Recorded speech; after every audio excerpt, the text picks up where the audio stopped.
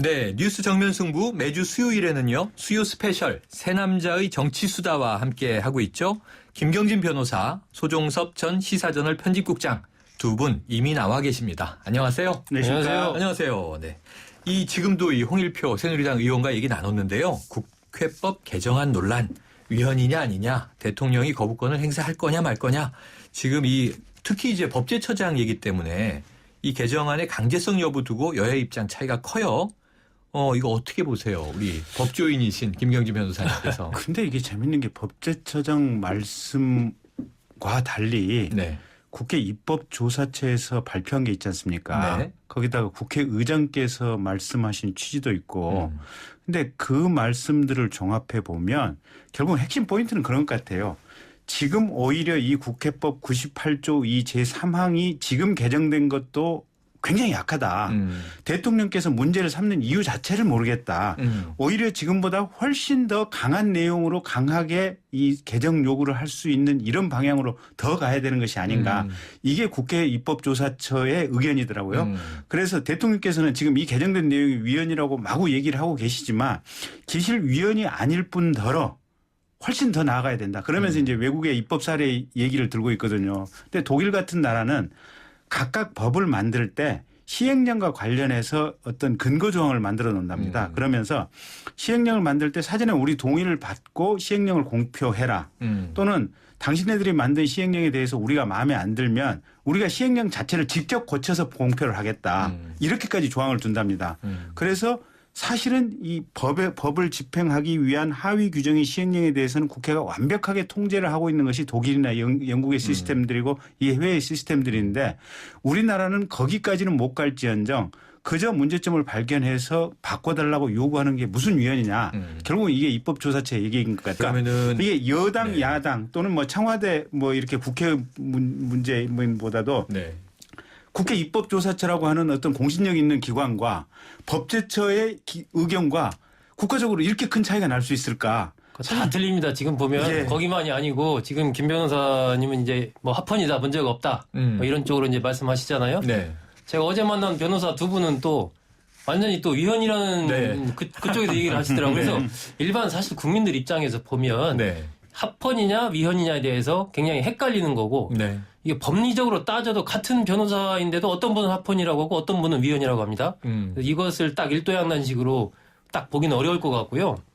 그러니까 이 국민들이 우리 네. 청취자들도 지금 상당히 헷갈리실 수 있는데 자 그럼 국회 내에서 왜 입법조사처와 그럼 법제처장은 또 다른 입장, 다른 이야기를 취하느냐. 네. 그럼 이게 뭐가 맞는 거냐. 이게 더 헷갈려요. 그리고 이제 지금 김 변호사님 말씀 주셨지만 독일의 경우를 얘기하면 거기는 의원 내각제 아니냐. 우리는 대통령 중심제라 삼권 분립이라는 이야기가 이번에 나오는 거다. 그럼 또 이제 막 꼬여요. 근데 기본적으로 보면 네. 여하튼 국회 이제 입법조사처 같은 경우는 어쨌건 국회의장 산하 기관이고 그러니까 국회 쪽에 아무래도 입김을 받지 않겠느냐. 네. 그러니까 이번에 국회가 여야 합의로 통과시켰기 때문에 네. 그런 영향을 받지 않겠느냐라고 국민들은 생각하는 거고 또 법제처 같은 경우는 당연히 정부 기구니까 박 대통령께서 또 하신 말씀이 있으니까 거기 영향을 받는 거 아니냐 뭐 이런 결국 다 이제 처지에 따라서 해석을 하는 거 아니냐 국민들은 네. 이렇게 보는데 저는 기본적으로 이게 과거 문구를 보면은 어쨌건 통보를 만약에 모법에 어긋나면 통보를 한다 이렇게 돼 있는데 그 통보라는 단어가 처리로 지금 바뀐 거 아니겠습니까? 네. 내용상으로 보면 조금 더 어떤 그 입법부의 입김이 세진, 그러니까 강해진 느낌이다. 위헌이라고 볼 수 있는 소지가 조금 있습니다. 내용상으로 본다면. 강해졌기 때문에. 네, 하지만 문구 자체만 놓고 보면 처리라는 용어 자체가 중립적인 용어이기 때문에 그냥 그러저러한 저간의 사정을 고려하지 않고 법적으로 냉정하게 이 문구 자체를 본다면 위헌이라고 할 수 있을까 과연? 오늘 좋은데요? 그럼 이제 네, 합헌 대 그럼- 위헌의 대결이네요. 아니 근데 네. 이제 하나만 더 말씀을 드리면 자 그러면 국회에서 이제 국회 상임위원회에서 장관한테 또는 대통령께 네 위헌 시행령 시행규칙 왜 시행하냐 이거 고쳐라라고 했을 때 대통령이나 장관이 아닌데요 우리가 보는 게 이거 합헌 맞는데요 국회에서 잘못 판단하신 건데요 국회 상임위에서 이렇게 얘기를 하면서 네. 반론을 제기하면. 네, 반론을 제기하면서 저희 그러면 헌법재판소에 가서 권한쟁의 심판 한번 받아보시죠라고 대통령이나 장관이 얘기했을 때 네.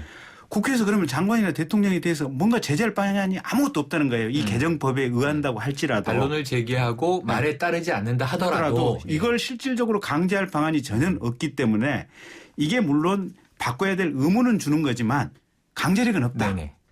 그렇게 봐야 될 것 같습니다. 네. 김 교수님 마이크를 가까이 써주세요. 아, 네네. 원래 목소리가 크시지만.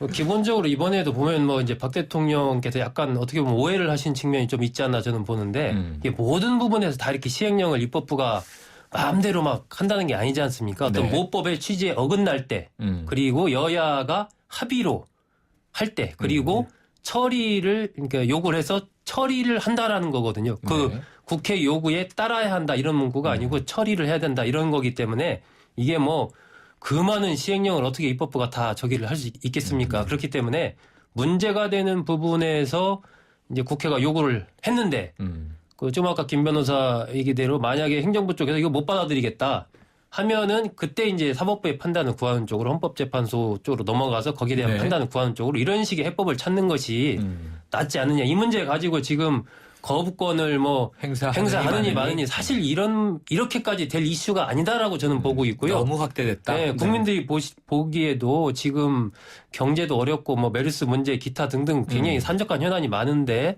이런 문제로 여야 특히 당청 간에 여권 내에서 이렇게 논란을 벌일 만한 과연 그런 이슈이냐에 대해서 저는 좀 의문이 있습니다. 아, 송 시장님은 그러니까 조금 전에는 강해졌다는 측면에서 이 처리라고 하는 용어로 위헌성을 제기할 수 있는 여지는 있다라고 보시지만 그래도 어쨌든 이렇게 확대될 사안은 아니다. 하지만 이제 지금 이 청와대가 민감한 건 그런 거잖아요. 모든 시행령을 다 통제하지 못한다 하더라도 입법부가 특정 사안에 대해서라도 그 특정 사안이 저는 이 세월호 특별법 때문에 이렇게 된 거 아닙니까? 그 시행령이잖아요. 그러면 이 쟁점이 붙었을 때 행정부의 판단과 입법부의 판단이 다를 때 어떻게 처리할 거냐? 결국 어디선가는 미래에 터질 가능성이 있는 거죠. 많죠. 예, 네. 예. 많죠. 여러 근데 현안에. 이게 대통령께서 너무 과민 이슈화를 시키는 게 뭐냐면 자 그러면 시행령 잘못됐더라고 국회가 시비를 건단 말입니다. 그러면 자 대통령이나 장관은 시행령 우리 제대로 됐는데요. 그 위헌 위법 아닌데요라고 얘기를 했을 때 그러면 최종적으로 헌법재판소에서 결론이 나기 전까지는 그럼 이 시행령이 시행이 안 되느냐? 네. 시행이 된다는 얘기예요. 네. 그러니까 행정부에서 만든 시행령 시행규칙은 잠정적으로 유효한 것으로 추정이 되기 때문에 헌법재판소에 의해서 이게 무효다. 네. 불법이다라고 최종 결론이 나기 전까지는 유효하게 가기 때문에 대통령의 권한이 어떤 국회의 시비 문제 제기로 인해서 침해될 가능성은 별로 없다. 네. 다만 그게 정치 이슈화가 조금 될 가능성은 있지만 그것도 사실은 이 상임위원회 여야가 같이 있는 거 아니겠습니까? 그렇죠. 그러다 보니까 그게 일방적으로 대통령이 우려하는 것만큼 대통령의 어떤 행정 집행권이 무력화될 가능성은 사실은 없다고 봐야 돼요. 근본적으로 보면 이 문제는 뭐 입법권과 행정권의 충돌이라는 부분도 물론 있습니다. 하지만은 그 내막을 들여다보면 사실상은 당청 갈등이 핵심. 그러니까 청와대로서는 청와대가 이 부분은 시행령 부분은 좀 안 했으면 좋겠다고 얘기를 했는데 당에서 야당의 의견에 동조해서 그냥 통과시켜 버렸다는 거기에 대한 굉장한 불만, 서운함과 서운함. 불만과 네. 이렇게 계속 앞으로 간다면 뭘 할 수 없는 거 아니냐는 이런 것들이 겹치면서 막 굉장히 강하게 좀 나온 그런 측면이 약간 있습니다. 결은 다르지만 두 분의 의견이 다 이렇게까지 확대돼서 정치권을 뒤흔들 사안은 아닌데 이게 법적 해석의 여지 문제보다도 여지가 아예 없고 약간 있을 수는 있으나 정치적인 상황 때문에 이렇게 됐다는데 그럼 우리가 이제 3부 마무리 시간이 다가오고 있는데요. 의견 하나씩 여쭤보면 또 예언을 좀 해주세요. 네. 그럼 박근혜 대통령 거부권 행사할까요? 안 할까요? 이 변호사님 어떠세요? 그건 정말 예측이 어려운데요. 네. 거부권 행사 못할 것 같습니다. 못할 것 같다. 왜냐하면 네. 본인의 레임덕이라고 하는 것을 정말로 이걸 배팅 카드로 들고 전면전을 벌려야 하는 것이 이 거부권 행사 문제이기 때문에 쉽사리 그 칼을 뽑지 못할 것으로 생각됩니다. 그러면은 이 전면전의 대상이라고 하면 그게 새누리당, 국회 전체가 될 수도 있고 새누리당 내에 정확히는 새누리당 비박계 지도부가 전면전의 대상이죠. 네, 이 특히 정치적인 사안으로 이제 예. 비화될 수 있네요. 유승민 원내대표를 목표로 해서. 네, 소국장님 어떠세요? 저도 뭐 그 상황까지는 안 갈 것으로 봅니다. 그러니까 아직 이제 시간 여유가 좀 있지 않습니까? 네. 그 안에 상황 변화가 좀 있을 거고 아마 그런 문제를 거부권을 뭐 직접적으로 행사하느냐 안 하느냐 그 단계까지 안 가지 않을까. 그러려면 지금 메르스 때문에도 아주 시끄럽고 좀 민심이 이제 요동치고 있는 상황에서 이게 당청 관계에 좀 복구가 필요한 상황인데 오히려 오늘 뉴스를 보면은 더 좀 이제 논란만한 게 많아요. 이 박 대통령의 탈당 설입니다만 이런 얘기도 오늘 튀어나왔고요. 그다음에 이제 당내에서 아까 말씀하셨지만 또 유승민 원내대표에 대한 사퇴 요구 이런 것도 나와 있고요. 그럼 이렇게 해서 당청 갈등이 봉합될 수 있을까? 쉬워 보이지 않은데 그래도 그럼에도 불구하고 거부권 행사까지 가지 않을 것이다. 이렇게 두 분은 이제 합의를 보시는 거군요. 네. 왜냐하면 거부권을 행사했다면 그 이후의 상황이 정말 굉장히 복잡한 상황들이 펼쳐지거든요. 네. 총리 내정자 청문회 문제도 있지만 각종 법안 문제에서부터 가을 정기국회 문제까지 지금 야당 새정치민주연합에서 가만히 있지 않을 거기 때문에 또 그 여파가 새누리당 내에도 올 거 아니겠습니까? 그러면 새누리당 내 지도체제에 또 변화가 올 가능성도 많고 네. 정말 여러 가지 가능성이 있는 상황이기 때문에 그 카드를 박 대통령이 집권 3년차 지금 중반에 여러 가지를 해야 되는데 과연 그 카드를 꺼내 들겠느냐. 예, 그건 좀 현재로서 어렵지 않느냐. 청와대의 입장으로 보더라도 이게 좀 생산성이 있는 쟁점이 되겠느냐. 그러니까 네. 거부권을 행사해서 만약에 재의결이 된다면 또 대통령이 정말 탈당을 하게 된다면 청와대로서는 사실은 의회에 본인들 우군을 잃어버리는 이런 상황이 갈 가능성이 아주 높기 때문에 네. 그 카드는 정말로 신중에 신중을 거듭해야 되거든요. 여기까지 듣고 4부로 넘기겠습니다. 네, 뉴스 정면 승부 4부 시작합니다. 수요 스페셜 새남자의 정치수다 계속해서 이어가는데요. 청취자 여러분도 문자로 참여하실 수 있습니다. 문자 샵 0945로 의견 보내주시면요. 함께 저희가 읽고 토론하겠고요. 짧은 문자 50원, 긴 문자 100원의 정보 이용료가 있습니다. 자, 아까 이제 우리 김 변호사님 주신 말씀에서 네. 이 전면전의 핵심은 어찌 보면 여당 내에 네. 비박계 지도부와의 대결이다. 네. 당청 관계에 이제 지금 갈등의 핵심이죠. 네. 그럼 여기서 지금 유승민 원내대표가 친박계 의원으로부터 사퇴 요구를 받고 있습니다. 네. 여기서 제가 궁금한 건 뭐냐면 김무성 대표의 입장이에요. 처음에 청와대가 위헌성 얘기하면서 이제 뭔가 반발했을 때 거기에 대해서는 청와대와 당의 입장이 다르지 않다. 이렇게 이야기했는데 네. 또 이제 유승민 원내대표 사퇴론에 대해서는 또 이래서는 안 된다 하고 말리는 입장이잖아요. 네. 그럼 대표의 입장이 좀 명확해야 이게 수습이 될 텐데 네. 소국장님 어떤 거예요? 지금 김무성 대표로서는 박근혜 대통령과 각을 세울 수 있는 상황은 못 되죠. 아니고. 예, 네. 계속해서 어쨌든 박 대통령의 협조 내지는 어느 정도의 원활한 관계를 갖고 계속 가야 본인의 어떤 대권과도에서 혹시 닥칠지 모르는 그런 위험 요소를 제거할 수가 있기 때문에 그 부분 아마 앞으로도 저는 박 대통령과 김 대표가 각을 세우는 일은 없을 것이다. 그렇게 보고요. 하지만 한편으로 이번에 이제 유승민 대표를 김무성 대표가 좀 이렇게 두둔하는 듯이 감싸는, 보이는 것은 네. 유승민 대표가 이번에도 지금 거의 공적 비슷하게 친박계로서는 그렇게 유승민 대표가 찍혔지 않습니까? 원내대표죠. 예, 네네. 그렇게 하지만 유승민 원내대표가 일을 하면서 보면 최고위원회 보고도 했고 또 국회의원들도 거의 3분의 2가 넘는 211명이나 찬성시켜서 통과시킨 법안이기 때문에 네. 그것에 대한 책임을 유승민 원내대표 개인에게 물을 수는 없는 거 아니냐는 기본적인 그런 생각이 있는 것이고 네. 두 번째는 이게 지금 이 친박계의 이른바 대공세가 이 단순히 이번 그 시행령 문제만에 걸친 게 아니고 네. 이것은 내년에 총선을 앞둔 총선의 공천권 같은 것들을 둘러싼 이른바 그러한 이제 정치적인 이 공격의 그런 노림수가 있다라고 이제 보는 측면이 좀 있는 것이죠. 그렇기 네. 때문에 이 유승민 원내대표가 물러나야 될 명분이 지금 없다라고 이제 김무성 대표는 생각을 하고 있는 것이고 현 단계에서 김무성 대표로서는 어쨌건 지도체제에 무언가 균열이 간다는 것은 원치 않는 거죠. 그렇군요. 예, 예. 그러면은 우리 김 변호사님은요? 저는 기본적으로 김무성 대표가 본인으로서는 가장 최적의 자세를 취하고 있는 것 같아요. 그러니까 이렇게 보시면 될 것 같아요. 김무성 대표는 현상을 잘 유지해 가서 내년 총선 승리하고 그다음에 2017년도 대선에서 본인이 대선 후보가 돼서 대통령이 되는 이 과정을 가면 되는데 자, 문제는 첫째, 그러면 친박계나 박근혜 대통령이 본인을 차기 대선 주자로 적극적으로 밀어줄 것이냐. 네. 그럴 것 같지는 않다. 그렇다고 한다면 결국은 본인은 비박계 중심으로 해서 대선 후보의 어떤 위치를 그 흐름을 타고 가야 된다. 네. 그러면 유승민 원내대표는 어떻게 보면 순방치안이다. 유승민 원내대표는 반드시 같이 가야 될 사람이다. 근데 다만 이 순간에 유승민 원내대표에 대해서 적극적으로 옹호를 하는 순간 대통령과 친박계의 공격이 유승민뿐만 아니라 본인에 대해서도 동시에 가해질 수 있다. 심지어는 이번 사태를 보면 지금 이정현 최고위원이라든지 아니면 서청현 최고위원 굉장히 강한 투로 지금 비판을 하고 있고 그렇죠. 또 김태우 최고위원도 최근에 이제 본인이 친박적으로 합류하기 위해서 묻은 애를 쓰고 있지 않습니까 보면.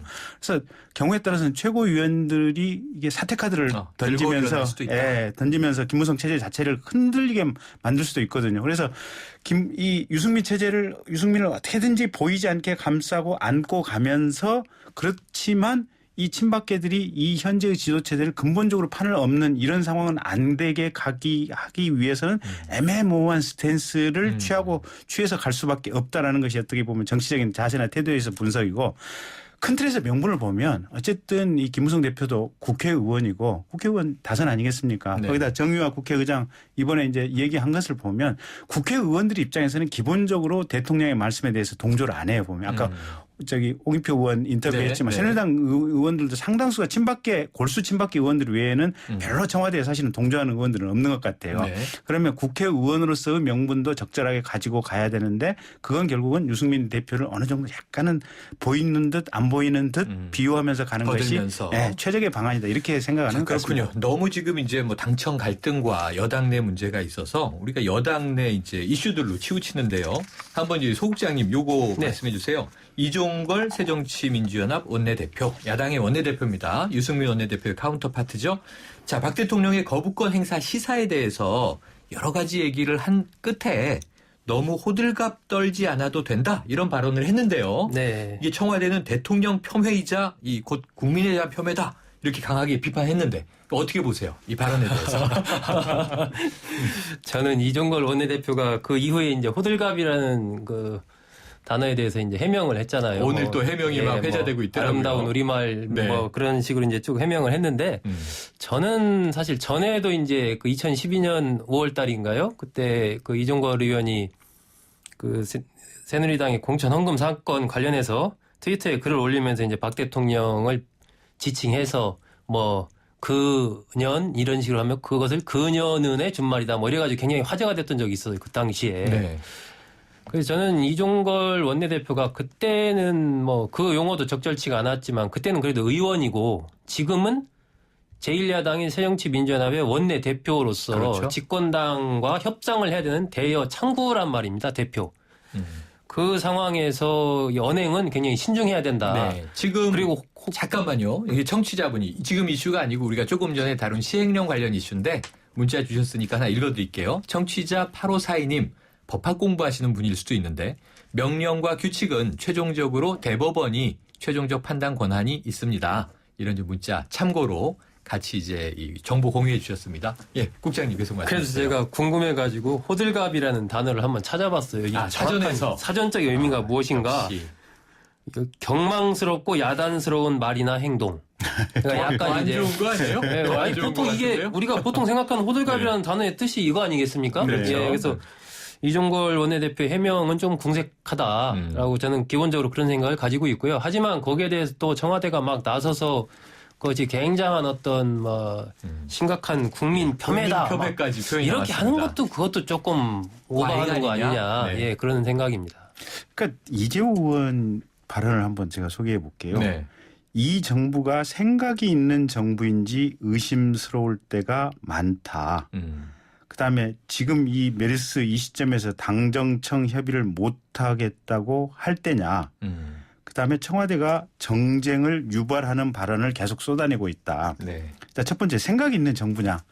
이 정부가. 네. 근데 정부가 누구니까 사실은 대통령 지칭하는 거 아니겠습니까? 뭐 그 수장을 따진다면 네. 네. 행정부의 수반이니까요. 네. 결국은 대통령 지칭한다고 보여요. 저는 그렇게 보이는데 이종걸 의원 발언하고 이재호 의원 발언하고 누가 더 센지 저는 잘 모르겠고. 아, 그래도 호들갑은 안 썼잖아요. 그다음에 이제 두 번째는 호들갑이 더 센 겁니다. 두 번째 이제 저는 의견이 다르시구나. 옛날 노무현 대통령 때 이 얘기를 하나 좀 거꾸로 한 10년 전이긴 한데 이제 이런 얘기들이 있어요. 이상배 당시 한나라당 의원 노무현 대통령 외교는 등신 외교다.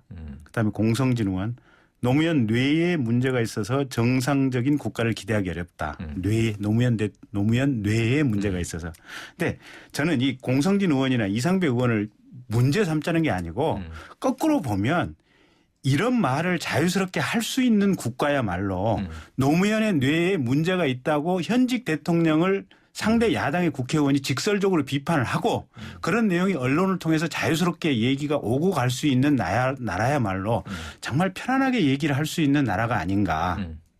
근데 지금 박근혜 대통령이 들어오시고 난 다음에 대통령에 대해서 뭔가 조금 표현이 좀 이렇게 거칠고 뭔가 좀 이렇게 센 표현이 나가면 거의 본능적으로 이게 반발이 나오고 이게 정말 이 소란스러운 상황이 연출이요. 네. 그러니까 대통령께서 이걸 감정적으로 못 받아들이니까 참모들을 통해서 언론에다가 계속 이슈화를 시킨다라고 보여지는데 이거야말로 정말 특정 대통령 그러니까 북한을 우리가 최고 존엄이라고 얘기하지 않습니까? 그러니까 어떻게 보면 우리나라 우리가 얘기하진 않죠. 그들이 이야기하는 거죠. 근데 너무 지금 네. 대통령님의 심기 경호에 그냥 치중되어 있는 것이 아닌가. 그래서 오히려 노무현 대통령 시절처럼 아니 대통령의 뇌에 문제가 있다.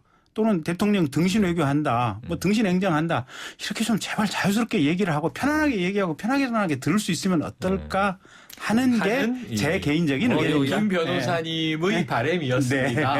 여권도 하지만, 경직된 부분이 있죠. 여권 네. 경직된 부분이 분명히 있는데 이런 이제 특히 이 어떤 직함을 맡고 있는 대표나 원내대표, 각종 상임위원장 이런 분들의 언행은 단지 이제 여야 관계를 넘어서 국민들한테도 큰 영향을 미치거든요. 그러니까 이러한 이종걸 원내대표의 표현은 사실 센 어떤 비하 발언은 아니지만 상당히 좀 이렇게 비꼬는 듯한 그런 뉘앙스가 있는 발언이기 때문에 네. 저는 뭐 어떤 원내대표로서 적절한 표현은 아니었다. 네. 예. 자, 이게 사실은 그 다음에 이제 이재호 의원 발언 물어보려고 했는데요. 박근혜 대통령은 어디 있느냐? 이 메르스 사태 와중에 그 비판에 김 변호사님 말씀 주셨으니까 시간이 많지 않은데 자, 이제 여당 얘기 많이 훑었고요. 야당 얘기 한번 여쭤보면 이 와중에 새정치민주연합은 워크숍을 다녀왔죠. 오늘 끝났죠. 가나안 농군 학교로 가서 자, 휴대폰도 다 수거 다 꺼놓고 그다음에 조퇴 금지 여러 가지 주류 반입도 안 됐겠죠. 그리고 농사 체험도 하고 그랬는데 자, 뭔가 새로운 정비를 하는데 도움이 됐어야 되는 중요한 시기입니다. 뭐 안타까움이 좀 있어요. 김한길 의원이라든가 안철수 의원은 불참했어요. 그 와중에 이제 지난밤에 또 안철수 의원은 대권 선언으로 해석될 수 있는 발언도 했어요. 이 야당 수습 되겠습니까? 김 변호사님 어떠세요? 일단 중요한 포인트는 이런 것 같아요.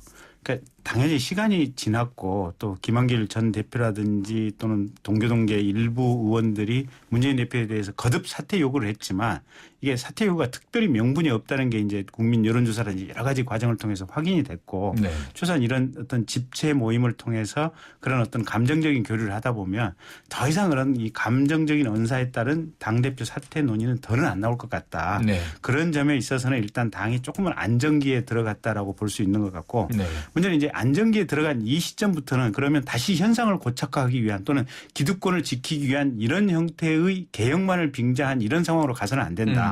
그럼 이제 안정이 됐으니까 이때부터 진실로 당을 개혁하기 위한 방안 또 어떤 노력들이 나와야 되는데 그건 우리가 지켜봐야 되는데 사실 누차 제가 이 방송에서 강조를 하지만 이미 좋은 안들이 많이 나와 있다. 정치개혁과 관련해서는 중앙선관위 사무국장이 던져놓은 안이 제가 볼 때는 최고의 안이 이미 나와 있고 그다음에 공천개혁과 관련해 가지고는 오픈 프라이머리 완전 국민 경선제라고 하는 거의 이 최고의 민주주의적 방식에 의한 안이 이미 기희 문재인 대표 당내 경선 과정에서 공약으로 제시한 바 있다. 사실은 그런 부분을 당의 핵심인 의원들이 받아들이고 수용해서 당의 안으로 받아들여서 입법화를 하면 된다. 근데 과연 그걸 정말 진실로 받아들여서 실천하는 의지가 있을 것인가. 그건 좀 지켜봐야겠다. 이런 입장입니다. 그렇군요. 어떨까요? 새정치민주연합. 저는 기본적으로 지금 가고 있는 이 속도가 너무 늦다. 느리다. 이런 식으로 가가지고는 혁신 성공 못한다. 하세월이다. 예, 저는 그렇게 봅니다. 왜냐하면 이게 혁신이라는 것도 다 때가 있고 타이밍이 있는 것인데 벌써 지금 국면 자체가 메르스 이런 국면을 확 바꿔 가거든요. 그리고 벌써 지금 혁신위원회 출범하고 막 새정치민주연합 바꿔야 된다 이런 얘기 나온 지가 얼마나 됐습니까? 그런데 지금까지 이렇게 뭐 워크숍하고 이러면서 뚜렷한 어떤 감동적인 혁신적인 안을 못 내놓고 있고 이번에 몇 가지 그 김상곤 위원장이 말씀하신 거기에 대해서도 반응들이 보면 그 4가지 정도 안에 대해서 별로 그렇게 혁신적인 아니다라는 이야기가 안 나왔습니다. 의원들로부터. 네. 그런 등등으로 본다면 이 전반적인 로드맵 부분에 대해서 재검토가 필요하다. 저는 굉장히 속도감 있게 가고 그것이 어떤 이 미디어나 국민들이 보기에 정말 발빠르게 뭔가 하려고 하는구나 그런 것을 못 주면 네.